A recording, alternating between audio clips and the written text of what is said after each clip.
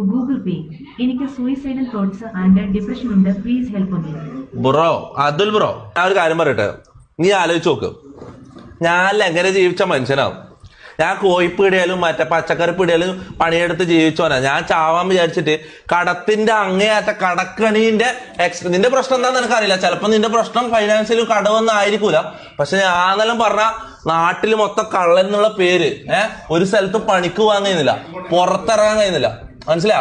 എന്റെ പണ്ട് എന്റെ 10ാം ക്ലാസ്സിലും +1 ടൈമുള്ള +1 അല്ല 10ാം ക്ലാസ് എന്റെ ടൈമുള്ള 15-16 വയസ്സുള്ള ടൈമുള്ള എന്റെ അവസ്ഥയാണ്. നീ ആലോചിച്ച് നോക്ക്. നീ ഇതിൽ നിന്ന് ഇൻസ്പിറേഷൻ എടുക്കണം.